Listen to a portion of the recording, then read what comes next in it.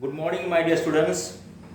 Yesterday we had seen chapter number 1, working of the constitution, and points were there: right to information, 2005, just social justice and equality, policy of reservation of seats, the scheduled caste and tribes, provisions for minorities.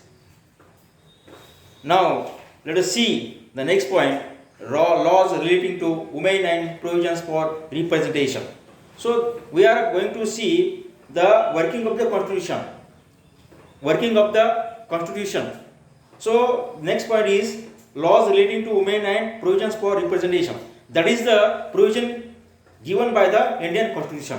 So in the post-independence period, efforts were made for empowering women, taking into consideration the problems of women. Several policies have been adopted at national and international level to remove the illiteracy among women and to make the available opportunities for their development.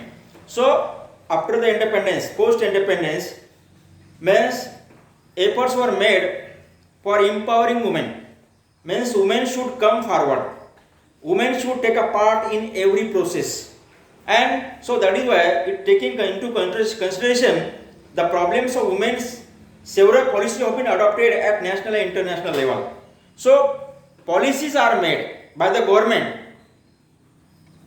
at the national level and international level to remove the illiteracy, because in those days there was no educated women.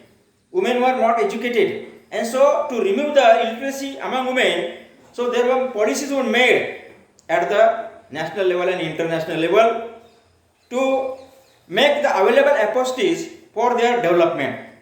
If they are educated, means it is a possibility for their development, and that is why government has taken the steps to make the educate the women.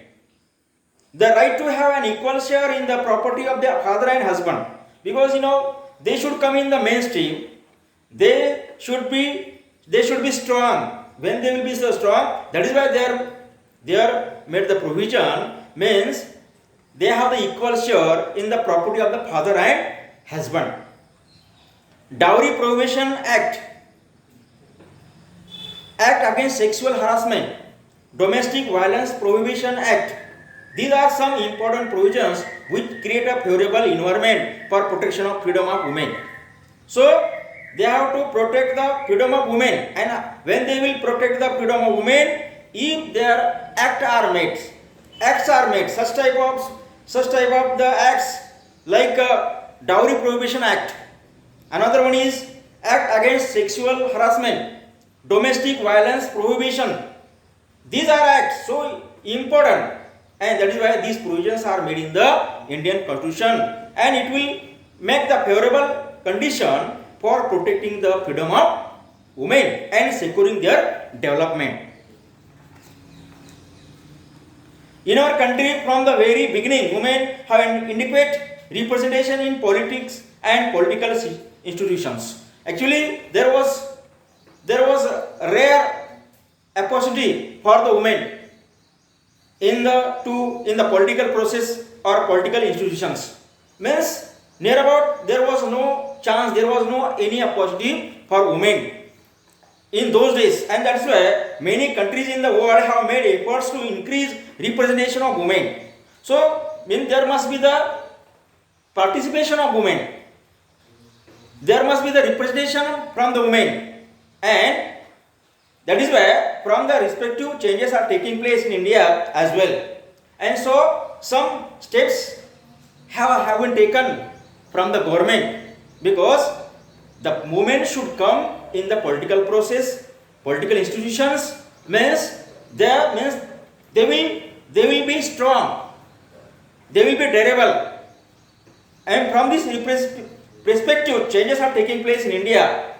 73rd and 74th Amendment reserved 33 of seats, and when they will come in the mainstream of the political process, when they will be the reservation seats for the women, and that is why government has taken the step, means there is an amendment reserved 33% of seats for women in local self-governing institutions.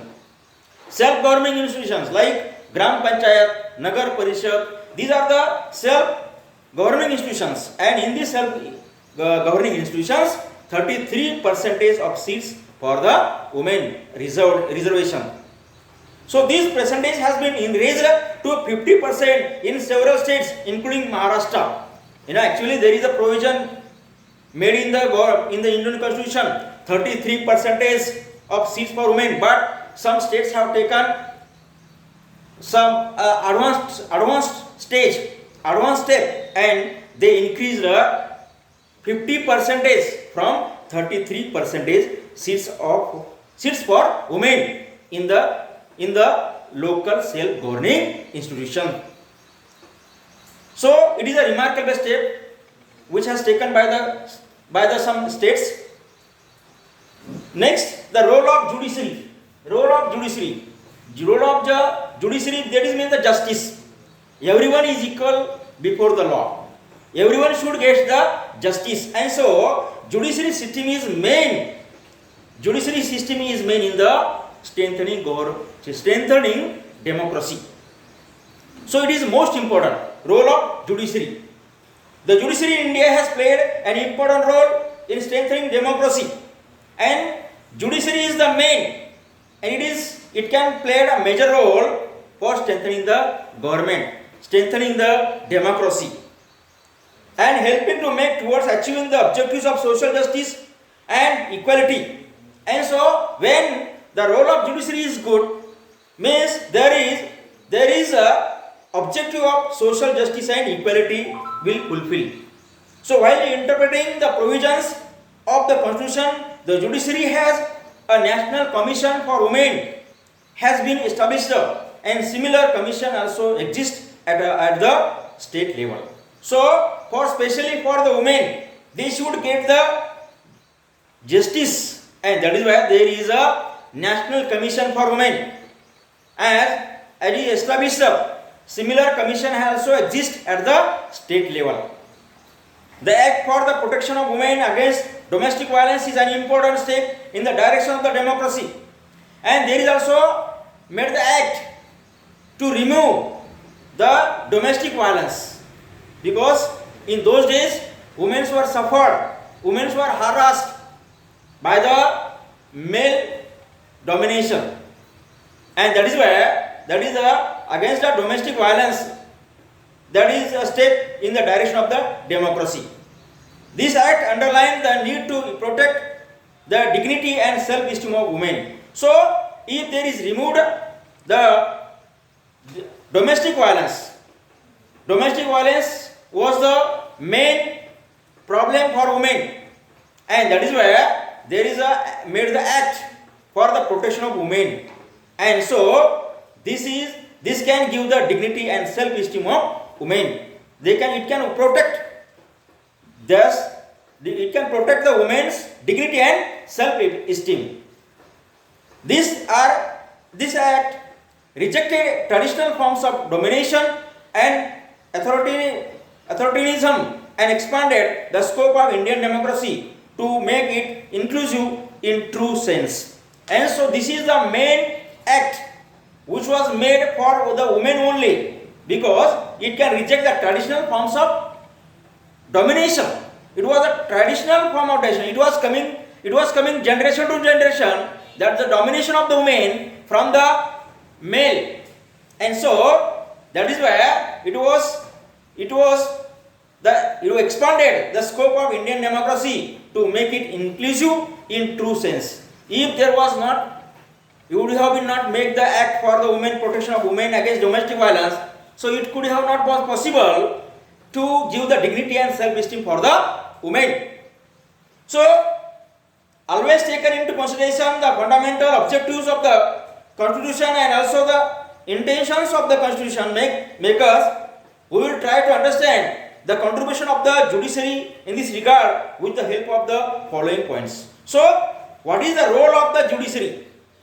To give this dignity and self-esteem for women, and how does it play the role to strengthening the government, to strengthening the democracy, And so this it will try to understand the contribution of the judiciary in this regard with the help of the following points. And first point is the basic framework of the constitution. What is the basic framework of the constitution? Because there is a major role of the judiciary system. So let us continue in the next video the basic framework of the constitution. Thank you.